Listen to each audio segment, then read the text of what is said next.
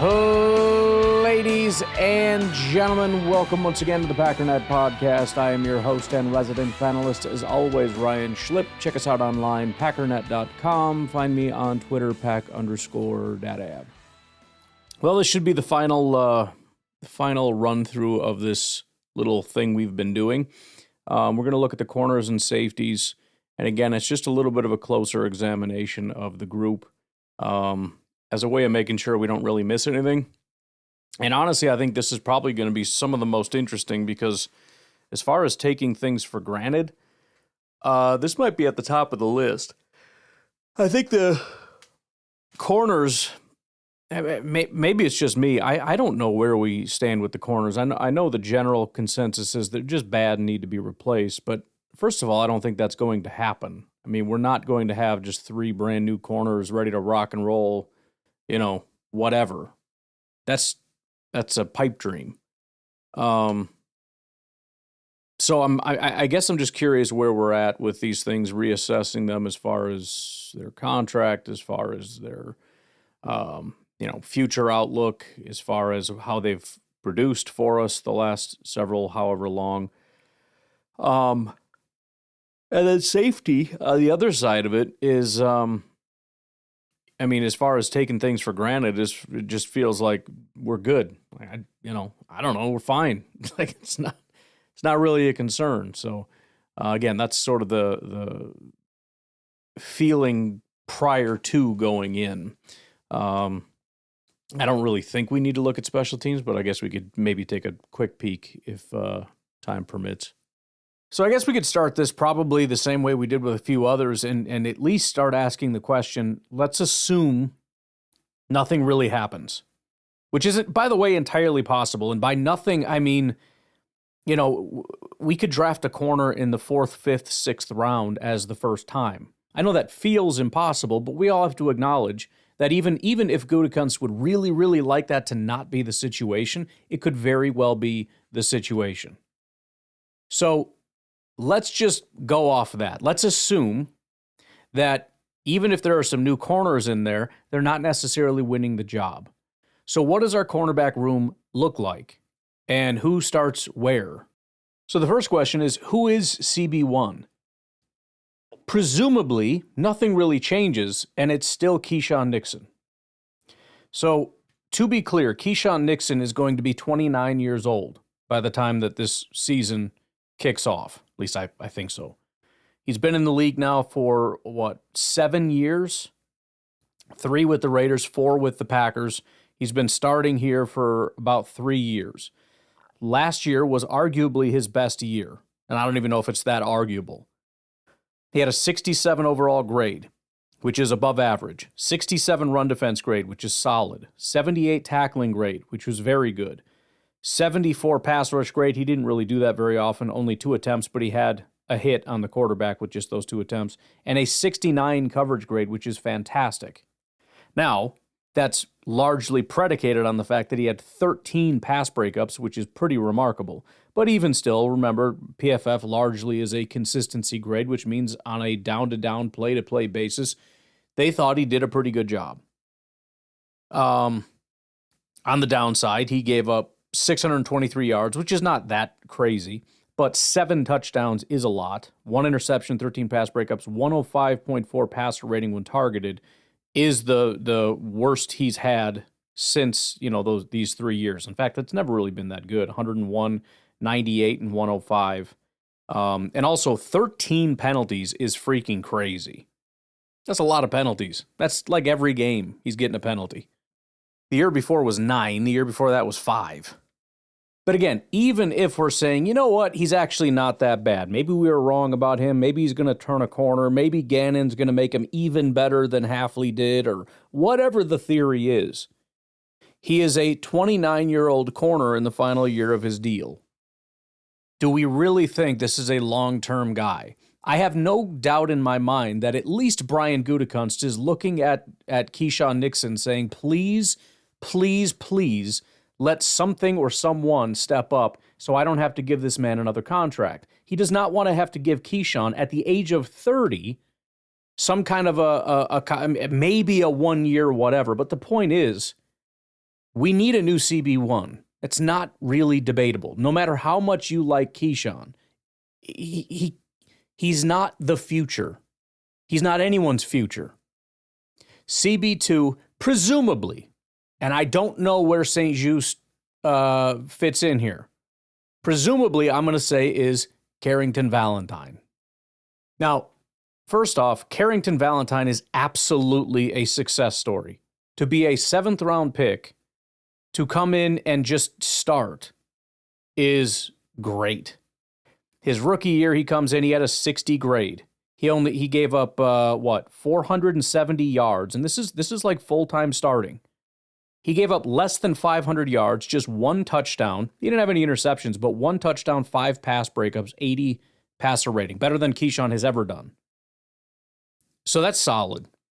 2024, he massively breaks out, 71 coverage grade, gives up only 328 yards. It was a little bit of a lesser season, only 600 snaps, but still very few yards. 0 touchdowns, 2 interceptions, 3 pass breakups, 82.8. So in 2 years, he's given up 1 touchdown, 2 interceptions, and 8 pass breakups. Last year, and this is where I think a lot of people are getting off the train because, or at the very least, are not even having the he's good conversation. He regressed. In fact, regressed is, depending on where you're looking, probably, look, he had a 61 grade, technically better than his rookie year. The problem is he, like a lot of other guys, got a lot worse as the season went on. So to start off, I mean, all the way through week, let's say 12, admitting that 60 is fine, it's solid. There's nothing wrong with it. His grades were 76, 80, 61, 51, 70, 61, 67, 55, 82, 70, and 63. There were 2 games where he was below a 60. Carolina, he had a 55, Dallas was a 52. That's not great. We're pushing low 50s at that point. He gave up a touchdown. That's not a great day. 72 yards. It was probably his worst day. Statistically, it was his worst day. But whatever. That's a great stretch. Starting week 13, it was 29, 64, 64, 47, 53, and 39. 20, 60, 60, 40, 50, 30. His 2 best games were in the low 60s. He previously had no games below a 50. He had 3, including 1 below a 40 at 39.7 and 1 below a 30 at 29.6 against Detroit. He fell off a freaking cliff. To make matters worse, he gave up 3. He had 6 touchdowns he gave up all season, 3 in that span, which is a shorter span, and 2 of them back-to-back in the final 2 games against Baltimore and Chicago. So he looked his worst at the end. 47, 53, 39 is how he ended, and he gave up touchdowns in 2 of those 3 games. So he just continued to get worse and worse and worse as the season went on, again, beginning around the stretch when we're going on our run against our division. I mean, you could even go back to Minnesota week 12, 62. I mean, that's, you could put that on the good side or the bad side. But it's Minnesota, Detroit, Chicago, Denver, Chicago, Baltimore, Chicago. I mean, it's just like nothing but our division rivals, and just one after the other. He just had and again, a lot of our guys did this. They started falling off at the end of the season. But it just goes to show why I think a lot of people would see disregard all of 2023, all of 2024, and, 60% of 2025, because we saw the season crash and he was emblematic of that crash. When we were watching this team fall apart, he was right there, striking the match to light the thing on fire. So, on the positive side, I think it's unfair to judge him based on the final 6 games of the season, especially when the entire team was being lit on fire. If he had continued, in fact, let me just look real quick what his grades were. So he ended with a 62, which again is still higher than his rookie year. What was it through week, let's say 11, prior to the Minnesota game? Prior to our divisional games, he was the 6th highest graded corner in football. He had a 79 grade. 76 overall, 61 run defense, 64 tackling, 60 pass rush, and 79 coverage. I mean, he was continuing on this warpath of actually being a very, very good corner. And I don't know exactly what happened down the stretch, but I, for one, am absolutely not giving up on Valentine. He does feel to me and this is a little ridiculous to say considering he's been a starter, but I think it's been kind of by default because they just haven't really found anybody. I've mentioned before there are times when the team just seems to not have an interest in somebody the way that I wish that they would, and I kind of feel like Valentine is one of those guys. I think if they, for example, if they draft one guy that can start, they're not benching Keyshawn, they're benching Valentine, and I wish they wouldn't. But for my purposes, I genuinely believe he can be a starting corner in this NFL, and he has been for 2 years, aside from a catastrophic finish to the season, which, again, a lot of people had a bad finish to the season. I'm not writing them off. You know what I mean? I'm just not doing it. Now, interestingly enough, Valentine is also in the final year of his deal, but he's not 29, he's 24.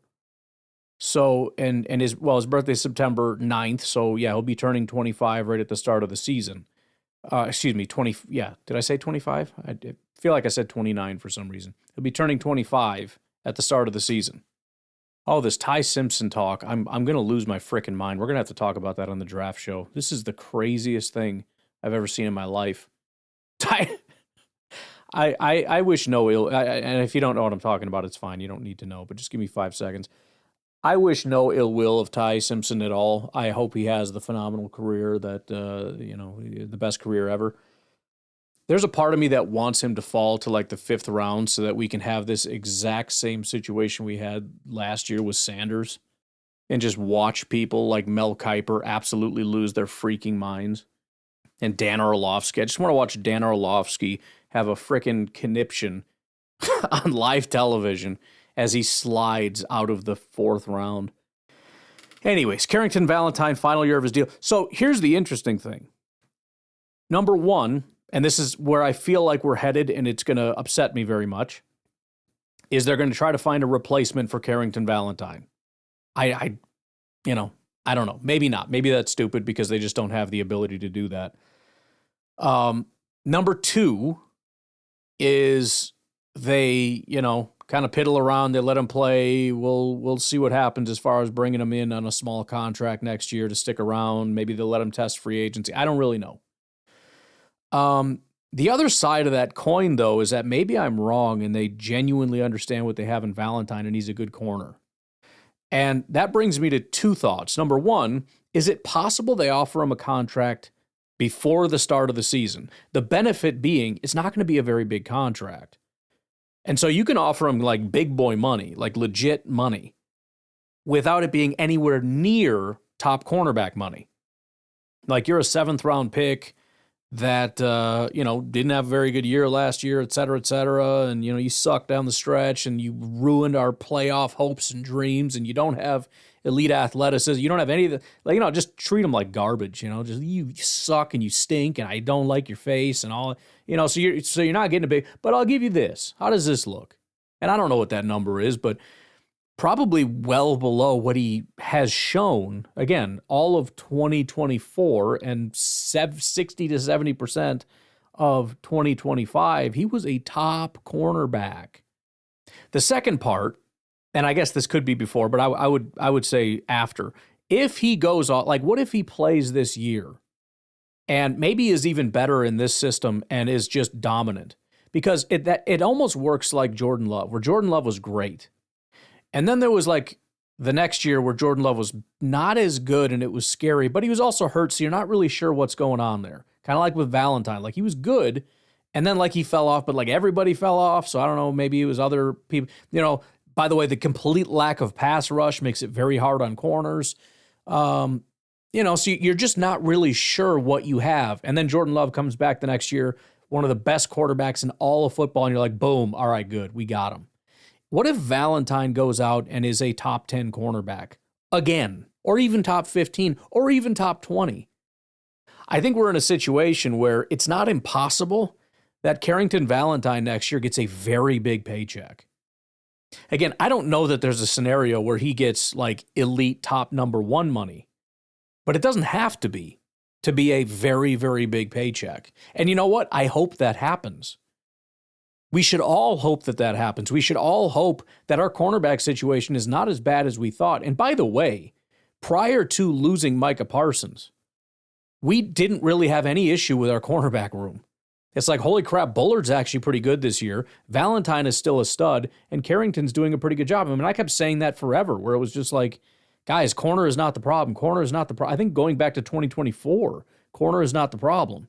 Like, I know we don't like these guys based on their name, but they're not the issue. But then they became the issue again, largely when everybody fell. And whether that's because the pass rush wasn't there, which hurt them, or just that everybody was demoralized and stopped playing, which isn't acceptable, but is, it's a reality.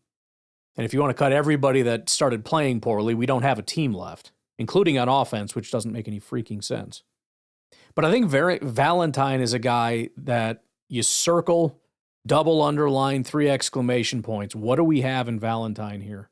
I'm excited to see him in this system. I'm excited to see what happens. Maybe it works against him.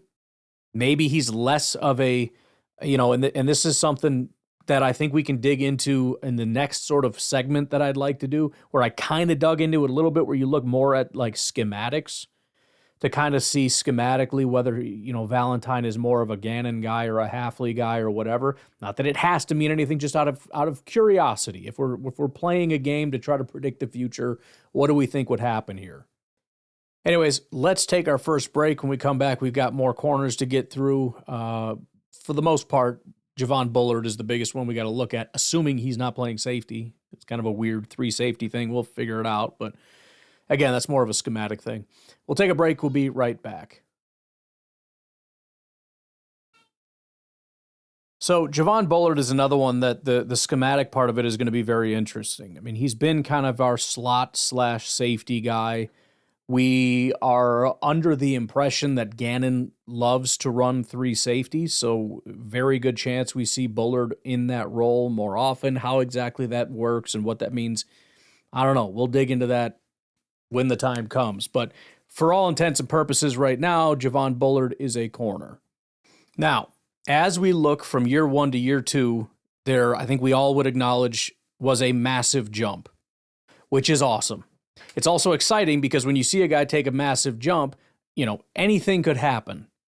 But there's always that little bit of excitement of, what if he takes another jump? What if there is that 3rd-year jump? So just looking at what that jump looked like. So his overall grade in 2024 was a 54. That jumped up to a 65. His coverage grade, though, was by far the biggest improvement. In fact, his run defense and tackling plummeted. But his coverage grade went from a 49 to a 67. From really bad to, quite good. His rookie year in 24, he gave up, and we're talking very similar snaps. In fact, he played a little bit less snaps, but he played more coverage snaps, 12 more snaps in coverage. He gave up 487 yards through the air in 2024, 340 in 2025. So that's 147 less yards in 12 more snaps. 2024, he gave up 3 touchdowns. 2025, just 1 touchdown. He hasn't had an interception at all in his career. In 2024, 1 pass breakup. 2025, 3 pass breakups. So that is a 120 passer rating when targeted in 2024 and 89.2 in 2025. So basically across the board, actually, funny enough, he was targeted more often, 57 compared to 66 in 2025. He was targeted more often, but he gave up the exact same amount of receptions because he gave up a lower percentage. So pretty much across the board, he improved in coverage. And that's even with him getting a real rough start. Against Detroit in week 1, he had a 44 grade, 47 coverage grade. 2 weeks later against Cleveland, he had a 46 coverage grade. He only had 1 game below, we'll kind of say below a 60. We're doing a little rounding. There's some 58, 59s in there, 59.9, 59.7, whatever. We'll call those 60s. He had 1 game That was terrible, and it was against Denver week 15, 29 grade. That was the only touchdown he gave up all year, by the way. But in those first 3 games, he had a 47, 65, 47 coverage grades. He had one bad game after that. Now, his real good range was about from week 6 through week 14. Go figure. After that, it started to get a little worse. It was 29, 61, 59, 63, 59. Right? He didn't have no real bad games aside from Denver, but he didn't. His pile of good games was from week 6 to week 14. So it's like something clicked week 6 and suddenly Bullard's a good player. Then, go figure, our guys start getting hurt, and in and around that range, 12, 13, 14, 15, whatever, I think we lost a bunch of guys against Denver in that week 15 game. Then things start to go downhill. And even that, again, not that bad. But the point is, it seems like something clicked. And just like with Valentine, I'm hoping that the ending was kind of a fluke. In fact, let's just do it for fun. Let's look at week 6 through week 14. So once it clicked prior to the fall off. Yes, it's very cherry picking. I fully understand that, but I'm just curious. Now, he's listed as a safety here, but we had 2 top 10 safeties. Xavier McKinney ranked 7th with an 81 grade, 83 run defense, 90 tackling, 75 coverage. Javon Bullard was 8th, primarily because of his coverage, 81 overall, 64 run defense, 61 tackling, 62 pass rush, 83 coverage. If we just look at coverage, he was the 4th highest graded safety in football. So, again, that's kind of the ideal image that I'm looking at Bullard, right? If we say that the first part, and we're just talking about a handful of games here, the first part was him still just trying to get into the groove of things, whatever, and then the end was that ridiculous fall off that happened throughout the whole team. If we can get Bullard back to him being at his best, this is what you get. A very, very, very good whatever he is, slot safety, whatever. But outside of that, there's not that much to figure out. I mean, he's not in any risk. He is 23 years old right now. He has like the same September 5th. Wasn't that the same, or was it 9th? Very close to Valentine's birthday, but he'll be turning 24. So he is really young, which is awesome. He's got 2 more years left, so we don't have really much to figure out. Again, I know everyone freaks out about it, but if this guy blows up, by next year, we're talking about Bullard getting a big extension. And again, I will say, as I will say with everybody, we'll figure out the money later. I hope he gets it. We should all be hoping that. I guess if we want to be, cynically tactical or whatever the phrasing would be, we hope that he's just bad enough that we give him a small contract and then blows up or something. I don't know. I'm just going to say I hope he gets the big contract. But behind Javon Bullard then, so we assume those are the starting 3. We've got Kamal Hadden. We know he's been around for a little bit. He's on a 1-year, $1 million deal. So, again, it just kind of is what it is with that. Shamar Bartholomew, Tyron Herring, Jalen Simpson. So these are all kind of just the...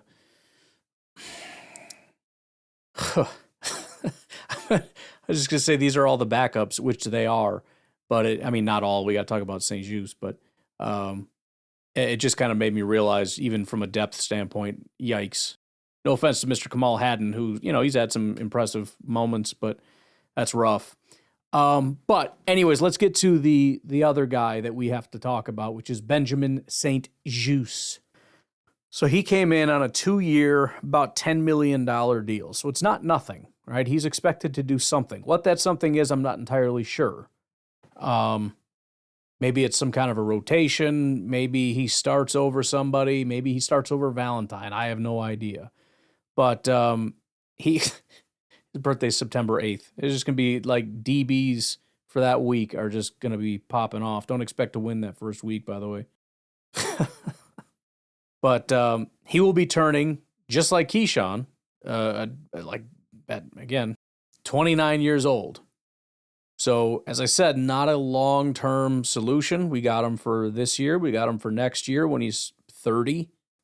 But I don't think anyone's under the illusion that, when you look to the future, that this is going to be the guy. It kind of can't be unless you think he's going to play till he's 35 or something. But we've talked about him a little bit already when we picked him up. He spent 4 years in Washington. He was never really all that impressive. His grades, and he didn't start every year, but 40, 60, 60, 40 if we're rounding. Then he goes to the Chargers and had a 79 grade, which is great, except for the part where he didn't start and only played about 307. Well, not about, he played 378 snaps. He wasn't hurt. He played in, looks like every game, but he only started, 2 of them? And he had 40 grades in both of those games. But overall, for whatever reason, he had a good year. And the Packers figure they take a flyer on him, bring him out here, and I'm assuming it's a good schematic fit for the Packers and Gannon, and they felt like he would be a good addition. But again, I don't think that this is meant to be anything more than what we all see it as. At worst, it's depth, veteran depth. At best, he's starting somewhere. And I don't mean best for us, because I don't think that would be best for us, but, at best in terms of what for him, I guess. So, looking at corner, look, Bullard is here to stay. Valentine, I think, should be here to stay, but I don't know. And I don't know where the Packers are at with that. Keyshawn, maybe in the short term, I don't know. But he's already up in age. He's not long-term. Neither is Benjamin St-Juste. And nobody else that we mentioned, Haddon, Bartholomew, Simpson, or Herring, are going to be starters. Maybe they can develop into decent backups. I don't know. But I would say best case scenario right now, we have Nixon, we have Valentine, we have Bullard, and we have St-Juste and I guess kind of Haddon as backups. And so we're okay. But our depth is not great, and we absolutely are going to need guys that can replace Nixon and St-Juste and possibly Valentine. So that takes a little bit of the pressure off to where it's like it's okay if you get guys that are a little bit more developmental. They don't have to start this year, but by next year, we'd kind of like to see some momentum there. Worst case scenario would be I honestly don't know. I mean, I could be very wrong about this, but it's possible they just are like, I don't want Valentine starting, period. And so we need a starter there. And I can't imagine a world where they're like, and I don't want Keyshawn starting either. They seem to really like Keyshawn. Now, obviously, the new defensive coordinator is going to have something to say about all this, and I don't know what that is, and I can't pretend to know what that is. Other than to say the head coach and the GM seem to feel some way, that's going to have an impact. And number two, it also leads me to believe, if I had to guess, the defensive coordinator will concur. So I guess kind of the question that I do have is, Gutekunst said corner is a big need. Let's just assume it's the biggest need. What exactly is he looking at? And I don't mean that I disagree. I just mean like what is he looking at that primarily says we're screwed? Is it just that I don't like Keyshawn or Valentine and we just need new starters because they both suck? Is it just we need to consider Keyshawn's leaving soon? Is it Valentine that you don't like? Like what exactly? Because we have 3 starters, possibly 4, depending on what you think about St-Juste. I don't know. Where specifically are you looking and saying we're in big trouble here? Just out of curiosity, because again, we're not getting 3 new starters. We're very unlikely to get 2 new starters. We're pretty unlikely to get 1 new starter. But let's say we're fortunate enough to get one guy that's so good right off the bat that it's like he's going on the field. Who's he replacing? Again, I'm pretty sure I know the answer and I don't like it. But I guess I'm just curious how this is all going to shake out by the time we get to that point. Because if Valentine's benched, then by next year, Keyshawn potentially gone. What do we do with Valentine? We say, yeah, I know I benched you, but actually we really like you, and can you please start for us? That's freaking weird. So I don't know. I'm not entirely sure. Okay, let's take a break. When we come back, we'll dig into these safeties a little bit. and we'll go from there. Then we'll get out of here. Take a break. We'll be right back. All right, let's get started with the safeties now. We'll start at the top. I don't really think this is debatable. I know as a fan base, we're super high on Evan Williams, and he is a good football player, but there's just no world where Xavier McKinney is not safety number one. McKinney is surprisingly, and this is the benefit of going out in free agency and getting somebody that's young, just 26 years old. That was my first thought is, oh man, he's probably getting up there too. No, not really. We have him for the foreseeable future. He is still the future. He did have a dip down this past year. So he had a 91 grade with the Giants in 23. 24, he had a 90 grade. This year's 77. Still very good. He had his best run defense year of his career with an 83. He had the best tackling year of his career, which he's always been an elite tackler, but a 91 grade. His lowest was an 81. The pass rush was as high as it's ever been, only 15 attempts, but still. And then his coverage, again, it took a dip, although still good. Now, he followed a similar trajectory, which is where you can start to see. I mean, when you start to see these kinds of patterns, you know that there's external things going on. The fact that the team as a whole followed a very similar trajectory leads me to believe this is largely a coaching thing. And what I mean by that is it could be coaching is maybe a little bit unfair. I mean, maybe it's, pass rush or whatever, but external factors that could come down to how the players are being used, et cetera, et cetera. Because he got off to a slow start the first 2 weeks, just like, was it Bullard did? He hit his stride right in the middle, and then right around, it was week 13. So that Minnesota game, he had a good week. Week 13 against Detroit is when everything fell off, when the wheels fell off. He had, still his best week ever against Denver, 90 grade. Not ever, but that season. Outside of that, though, it was 39, 62, 64, 59, and 53. So again, just like with some other guys, the last 2 weeks were the worst 2 weeks. I don't know if everybody was worn down, if they were beat up, if the frickin' D coordinator just lost his mind and just got frickin' ran circles around by offensive coordinators. I don't know, but everybody just was made to look bad in those last several weeks, which is, again, we had 5-game losing streak. It's not like we thought guys were playing great. But there's just something very clearly here. And the benefit, the good thing, is that there isn't really reason to believe that whatever caused that nosedive, not for the player, but for the team, we have no reason to believe that that's going to continue. And the other relatively exciting thing about it is that we didn't even get the elite version of Xavier McKinney that was evident in 23 and 24 and very much can return, hopefully will return in 26. And so what does that mean for this team with Micah Parsons and elite Xavier McKinney and hopefully Bullard taking another step and Valentine, being solid Valentine, again, just erase that last 5-week death period for the entire defense. And you've got Valentine, who's a good corner, Bullard, who's a good corner, McKinney, who's an elite safety. I mean, you're looking at a very good defense. As for the contract, that's where things get a little bit weird, but probably not. So there's 2 years left on his contract. Right now, he is, so again, 26, but he'll be 27 this year. $9.8 million against the cap, which is nothing. It's actually a lot less than it was last year, which is kind of funny. But whatever. $9.86 million, call it $10 million bucks. Piece of cake. Next year at 28, it's the final year of his deal. $25 million cap hit. $15 million dead cap hit. So that is, if for whatever reason we have to move on from Xavier McKinney next year, we can, and it's going to be very expensive. It's going to be $15 million. More than likely, though, he's going to get an extension. He'll be 28 years old. They can give him a 4-year extension, 3-year extension, whatever. It doesn't matter. It's a 2-year deal kind of thing. But he'll be here for the next, 26, 27, 28, 29, for the next 4 years at least, I would say. And again, he should be getting an extension next year.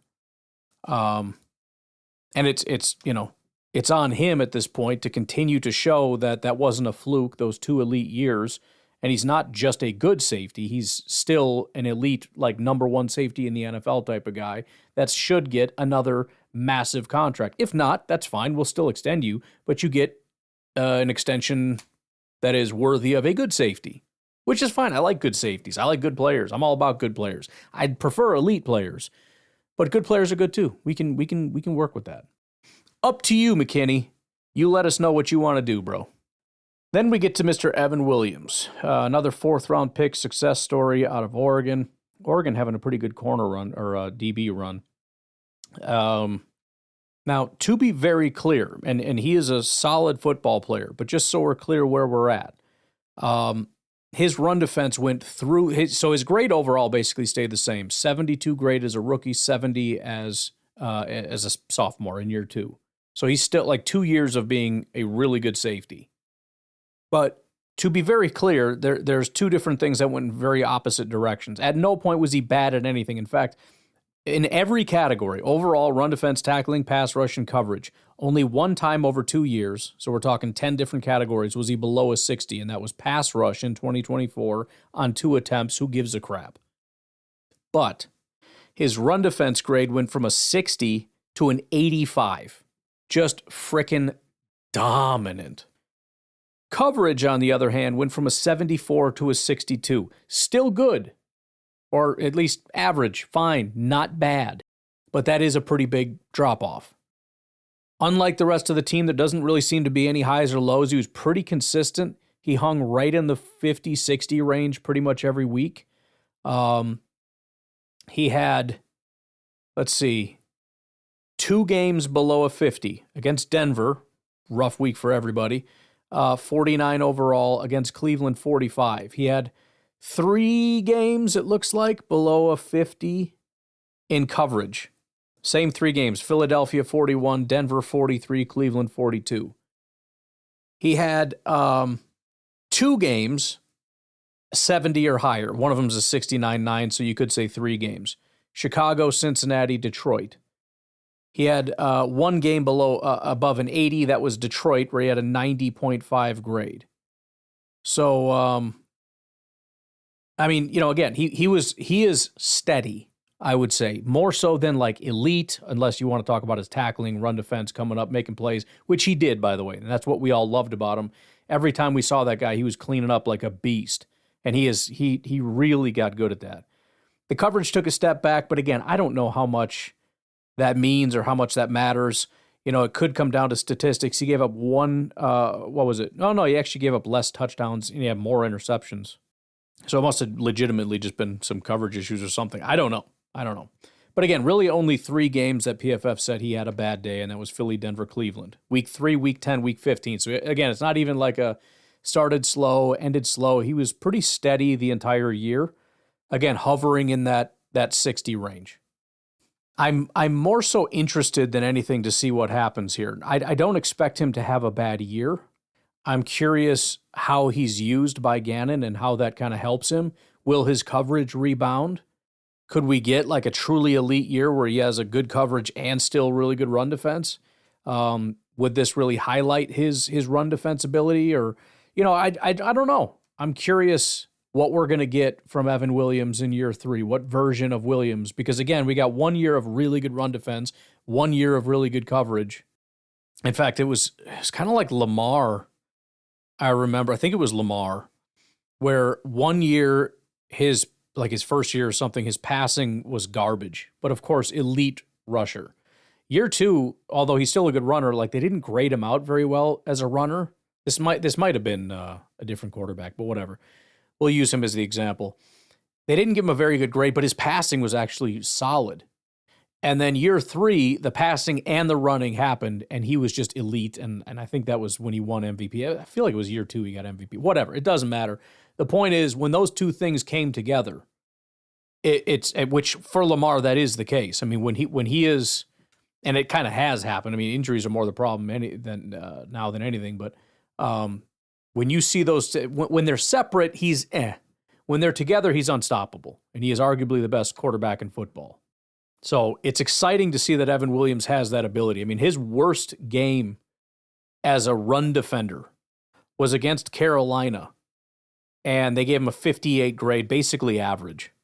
58, 59, 59, 60, 61, 62, 62, 62, 66, 67, 70, 71, 76, 76, 77, 77, and 80. I mean, just solid. Evan Williams, another young guy, July birthday this time, 24 years old, so he'll be 25 in July, 28th, for those that want to say happy birthday. He also has this year and next year for us to kind of figure things out. This kind of reminds me of the wide receiver situation where there's just this impending, like, oh boy, who's getting contracts and who's not? Who's getting the big contracts and who's not? You know, you got Romeo, you got Watson, you got Reed, you got Tucker. You saw all these guys coming down the pike, and it's like, I don't know, man. We'll see what happens. We got the DB version of that coming around with Xavier McKinney, Valentine, Williams, Bullard, maybe Keyshawn, but I don't know. I guess we'll see how desperate we are next year. But anyways, not much to say other than we have our 2 starting safeties, and I think they're very, very good. And they're going to be here for a while. The only other kind of question, so the other players are Jonathan Baldwin, Mark Perry, and Keton Oladapo, say his name properly, but we'll just stick with the common Keton Oladapo, whatever. Oladapo. I want to look it up real quick. It's bothering me that I can't remember. I spent so much time trying to figure out how to properly say it, and then nobody said it that way, and so I just sort of adopted the other way. Keton Oladapo. Keton Oladapo. So anyways, Oladapo, again, with the 3 safety thing, maybe that's just Bullard's job. I feel like Oladapo has been a guy that, I don't know, we were all excited we drafted him. In the very little bit that we've seen of him, it seems like he's a good football player. I mean, from what you can see, which isn't much. 6'1", 217-pound, just beast. His first year, 2024, he played just 68 snaps, so not even 100 snaps. Had a 73 grade, 67 run defense, 79 tackling, 69 coverage. Year 2, almost the exact same number of snaps, and almost every single snap was in the game week 18 against Minnesota, which is a little unfair to him to say, hey, why don't you sit for an entire year, and then we're going to throw you in as a near starter, 66 snaps, week 18 against a division rival. He had a 57 grade, 65 run defense, 61 tackling, 73 pass rush, 4 attempts, by the way, which is a lot. That's more than Williams would have in any one game. 50 coverage, which is 4 targets, 4 receptions, 33 yards, whatever. Longest was 11 yards. Couple things. Again, I don't know what's going to happen with him and will we see more of him or whatever. He is a big dude. 217 is a big dude at safety. He is already 25, which in this room is relatively old, but I saw the breaking news for Aaron Rodgers. I thought, maybe he's coming back. Aaron Rodgers says he started to believe in ghosts after a wild experience at training camp with the Green Bay Packers. Well, that could be an interesting story. It's already interesting to learn that he's doing drugs while he was in the facility at Green Bay. Anyways, the coverage thing, look, I'm just excited to dig into how he utilizes the 3 safeties and all that kind of stuff, because he's clearly, not that he can't cover. I'm not even going to go down that road. I don't know. I have no idea.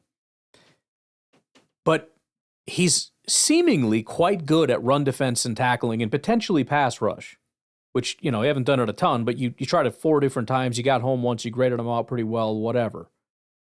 I'm intrigued if you can use him in a specific kind of way. I don't think Oladapo is ever going to be sort of a do-everything starting guy, but you don't need him to be. We got McKinney, and we got Williams, and we got Bullard, and a bunch of guys that know what they're doing, and hopefully some really good pass rush so that ball's coming out pretty quick.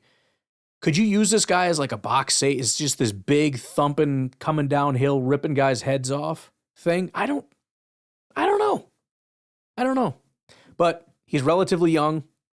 He was drafted in 24, like a lot of the guys that we've talked about. He's going to be here for a while. I just want the guy to get a shot. You know what I mean? If he can't do it, he can't do it, and whatever. It was a fun experiment while it lasted. But I don't want to lose Oladapo in 2 years where we just don't give him another contract, and he never got a shot. And I'm not saying we need to pull Williams off the field or anything. I don't know how we get him on the field, but I'm just saying it would be cool if we tried some stuff out and see how it goes. That's all I'm saying. Again, otherwise we have Jonathan Baldwin and Mark Perry. I mean, look, this is about as solid. I mean, again, with a lot of these positions, I thought we were solid and we're not. This is about as solid of a group as you're going to get. Obviously, if there's an injury, you have questions, but even then, you could probably just move Bullard to safety, Keyshawn to the slot, and St. Juice at corner, or Oladapo or Jonathan Baldwin could slot in. It's not ideal, but I mean, this is one of the more, I think we're good positions on the entire team. I don't have a problem with maybe looking for depth, bringing in competition like we always do, like Gutekunst always wants to do, like everybody always wants to do, whether that's a UDFA 7th round pick, whatever. I mean, I'm hoping it's not a 2nd round pick, but, at some point, if they draft a safety, whatever. Another Oladapo type in the 5th, 6th round. Well, 6th round is a complete waste of a pick, but sure. Might as well. If we're going to waste a 6th round pick, let's do safety. You know what I mean? Anyways, that's all I got. I think we ripped through it all. I don't want to do special teams. I'm not feeling it. I think, and we'll see. We'll see what direction we go, but I am interested in kind of taking that next step and looking at some of the schematic type of things and whatnot. We'll see. I don't know. But appreciate y'all hanging out. I know everyone's kind of itching for a little bit more ranty content, so we'll see. I've been setting some things aside for that as well. I don't know. I guess we'll just see how I feel tomorrow. But I'm out of here. Talk to you later. Bye-bye.